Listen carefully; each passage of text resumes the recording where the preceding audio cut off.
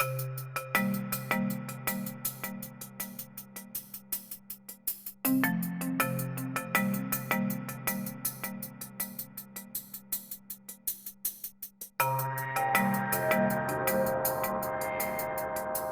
so my name is Seda Gürses. I'm officially a member of the faculty at TU Delft. The faculty I'm part of is called Technology, Policy and Management. I'm also an affiliate at Leuven, where I finished my PhD and was a postdoc for a few years.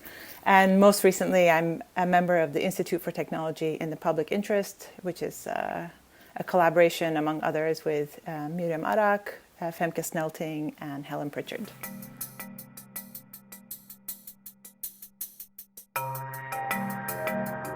During most of my presentation, I'm going to focus on the university as a kind of example or institution that is close to myself, and I assume that many of the people who are listening to this webinar, and to talk about maybe the affordances or the kind of possibilities that the online gave us, is that it allowed us to, on some level, continue with our educational and institutional ambitions. And there I would like to start with gratitude. I think we call it going online, but it does kind of injustice to the immense amounts of work and ability of people to be flexible that went into going online. So this means it required staff and faculty to move very fast, hopefully not break things. It required students to be patient, generous, and often also self-organized. Many people who were participating in the online education also had additional care duties. They were maybe concerned about their future, and still they managed to keep things going. Maybe it's also very important to recognize that there was a lot of anxiety and overwhelm in understanding that this is probably not just a little crisis or a big crisis, but a complete transformation of society, and trying to understand and imagine and embody all of those changes was not trivial, and people still managed to reach out to students, reach out to staff, reach out to faculty, and I think that was really an amazing feat. I think it was also very interesting to see how international people within these groups had different temporalities.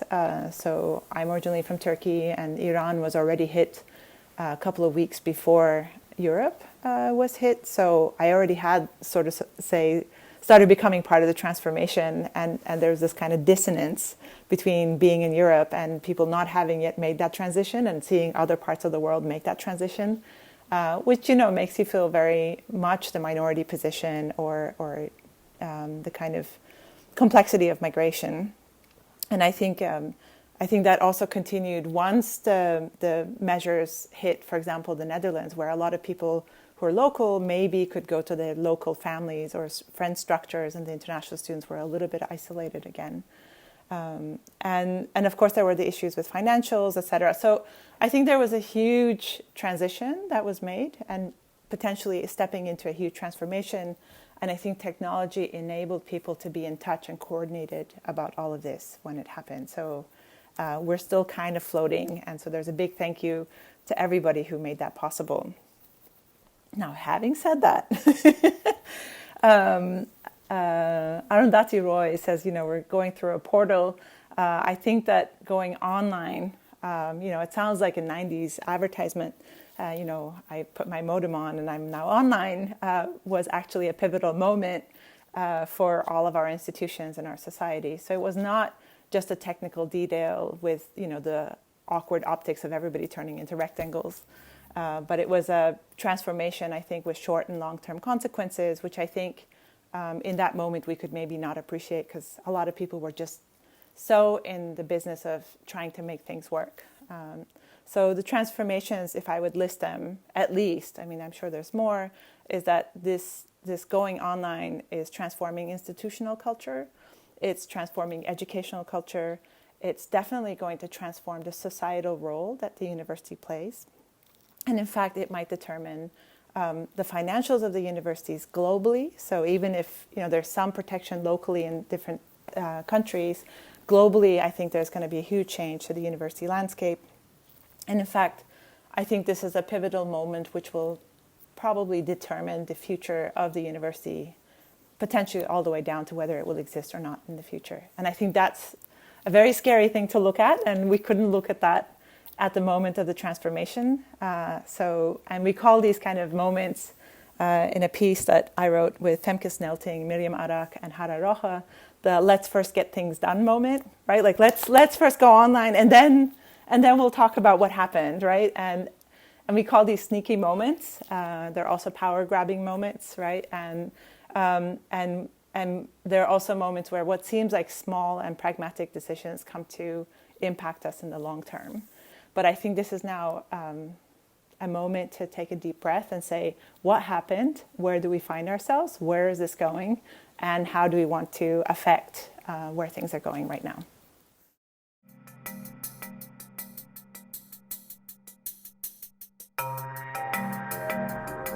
As people in the arts and crafts, I'm sure I do not need to say much about how the tools you choose and use will determine your practice. And ideally, the practice should also influence the tools.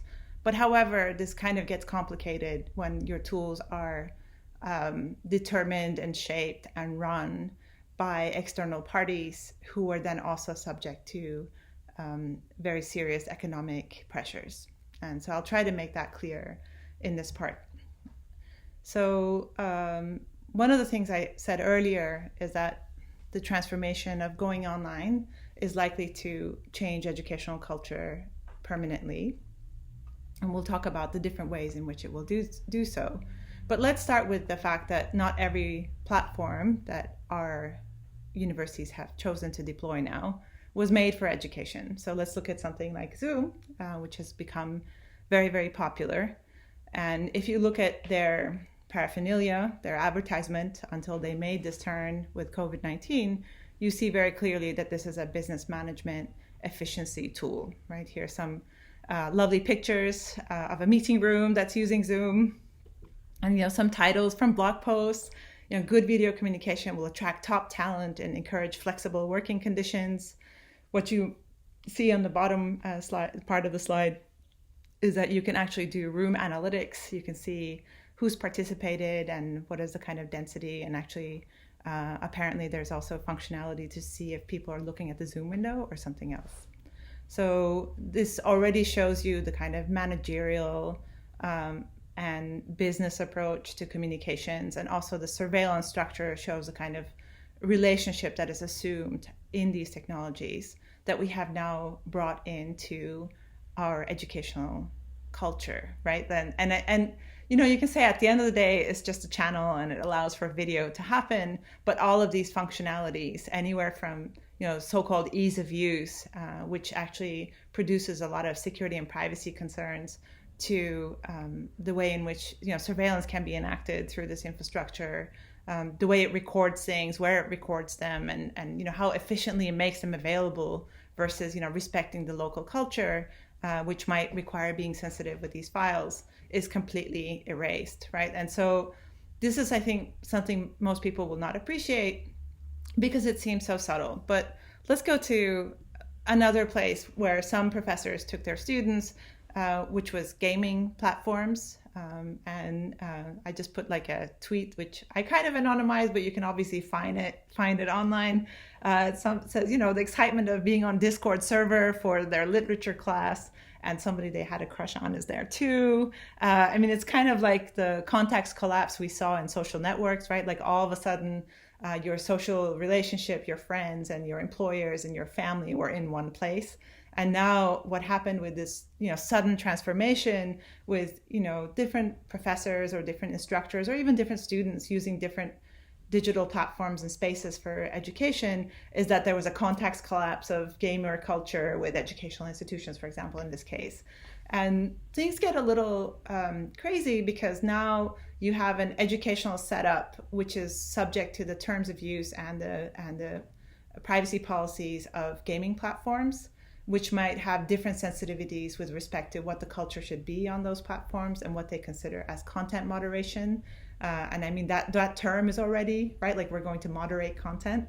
I think there's a lot that's going on in that kind of industrial practice of controlling content that is on there in a way that, again, benefits the business interest, which is maximum engagement, and maybe a certain kind of user that is very tied to free expression over potential damage to communities, which has a long libertarian tradition in the US companies. So I think a lot of teachers did not realize, or a lot of people who selected these platforms did not realize the political sensitivities, but also the fact that they were giving up the possibility to say, this is the culture we want to promote in these online environments, and basically subscribing to whatever culture was there on a gaming platform. And I think when the Zoom bombs came, which is when people would crash into, easily usable, just use the link to join Zoom sessions, where, again, alt-right groups would, I'm assuming, writing scripts that would, put terrible racist words on the shared screen, or, take over the chat with all sorts of terrible language, or I heard also in some cases insert child pornography. So all of a sudden you have the situation where Zoom as a company originally said, we care for our business users and we do our best, and some of the rest is their responsibility, right? Like, where all of a sudden, as a small educational institution, you don't have an IT support service to go to say, can we do something about this and reinsert our educational culture? Instead, you have a global corporation that says, that would cost us too much. Like, we'll do the basics and the rest is your problem, right? Until, of course, like, the complaints got so big that Zoom said they would do a feature stop. But I think here we see, like, the tension between what happens when you go onto a tool which is supposed to scale up, right? It's supposed to allow meetings with 50, 70, 200 users with their videos on. I don't know who looks at 200 videos at once. It's a ridiculous proposition. But what happens in that scaling is also the kind of loss of contextual and specialized needs that we end up subscribing to. So the efficiency, the kind of global finance that supports that, and the business culture all get integrated into the university culture.